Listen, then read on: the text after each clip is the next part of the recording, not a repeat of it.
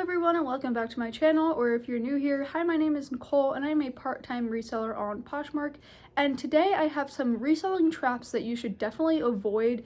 These are things that a lot of people, think are important, but they're really not, and they're just things that you shouldn't get caught up in because they're just not as important as you think they are. So if you want to know what those are, I think these are all pretty good. Different tips. So if you want to see those, definitely keep watching and make sure that you're subscribed so you never miss a future video that I do here on this channel.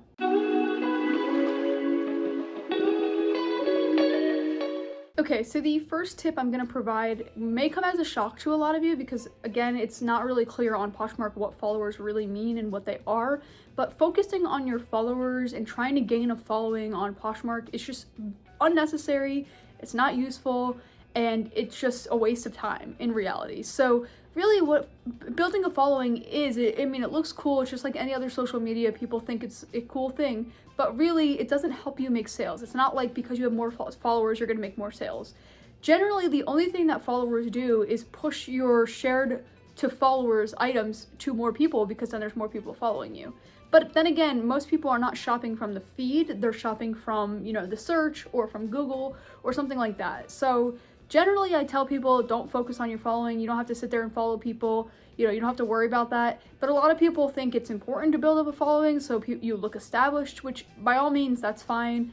I know myself, I have almost 200,000, but then again, I've been on here for, almost 5 years now. So I don't know if that's impressive or not. But again, it doesn't really mean anything. It's really not important to focus on.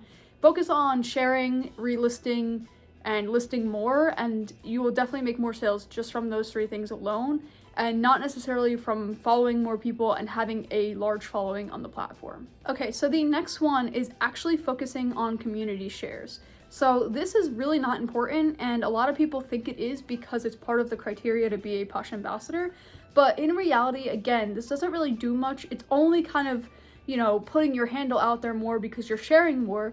But really, I would say focus on sharing your own items. That is the most important thing you can do, because at the end of the day, you sharing your pieces is going to put them in more feeds. You sharing somebody else's piece may put your handle in somebody else's feed, but then they have to click on your page to find what they're looking for.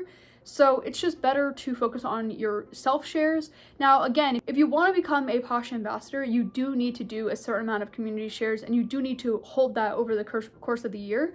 So definitely meet that criteria, but don't focus on anything after that. It's really not that important. And so I had my VA sharing community shares for me just because it can, but I do not focus on that, and that's definitely not a high priority. It really doesn't get you much at the end of the day, and it doesn't really benefit you as much as people would think it does. So just don't focus on it and focus on the other things like sharing your own closet. That's going to really help you generate those sales. The next thing to not fall into the trap of is only buying the same brands that you know are going to sell for you. Because this is a problem that I've actually realized over time, and then I've started to collect those brands and they just kind of stop selling over time. So what I'm going to recommend is actually branching out and getting new brands, trying to sell a different brand than you're used to. Maybe it's a brand that you've never sold before. Maybe it's a brand that used to sell cheaper for you. Just try and get out there and buy new brands. You may have really good luck with this, and you never really know until you start doing it. And if you focus on the same brands, you're never going to be able to expand, and you might miss out on an opportunity to find the best brand that's going to, really blow up your closet. So I really just recommend keep trying to get new brands. Never be afraid to find a brand that you don't know. Maybe look it up in the Goodwill. I actually have been to the bins so many times where I found a brand and I didn't really know what the brand was, but I put it in my cart because it's a really hectic experience. And then I would go and look up what that brand was, and I would find out that it was a really good brand and it would sell really well. But I wouldn't have known that unless I was, willing to pick up a different brand. So I really just recommend picking up new brands, not being afraid to pick up new brands, and don't just pick up what you're used to, and you might actually have better luck doing that than just picking up the same brands over and over, especially because brands come and go on Poshmark, and certain brands just aren't what they used to be. So if you're picking up the same brands that you were picking up 5 years ago, you're probably not going to have as much luck with those brands. And the final trap that I'm going to talk about in today's video is actually just buying things for a really expensive price. that's going to really avoid you making some really good profits from that. So what I recommend is, I actually talked about this in last week's video, so if you want to see that, I can link that. But basically, I recommend keeping your costs as low as possible. Now, there are going to be those pieces that you may have to pay up for just because, you know, maybe they're supply and demand in that area, or maybe, you know, you're at a regular Goodwill and it's behind the counter and it's a really nice, you know, expensive piece or purse or whatever.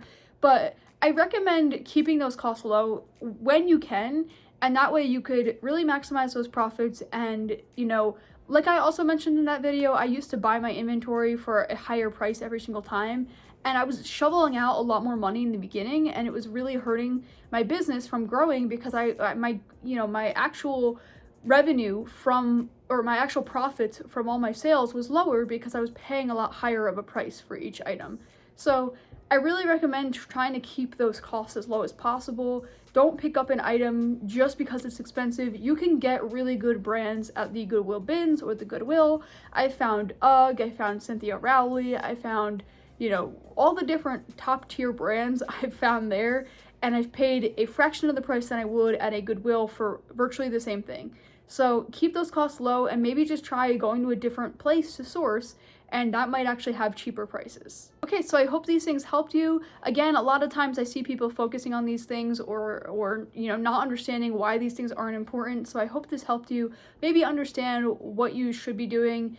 And especially if you are a new seller, these are tips that, you know, no one really tells you. People tell you to focus on a following. People tell you to focus on community shares, things like that. And I just don't really think they help you, and I don't really think it gets you anywhere, and you end up just wasting your time doing it. So if you're already doing these things, maybe, you know, take a step back from them. Or if you haven't done them, again, maybe just try and get to that point where you can become an ambassador for the shares and stuff. But then after that, I wouldn't really focus much time on it and focus on the things that are really important. If you want to see another video on the different ways that you could source, even for free or at a really, really low cost, that are really going to help you get really good brands at a cheap discounted price, you can click right here. And if you want to see another video on features that you should be using on Poshmark, you can click right here. But until next time, I will see you then.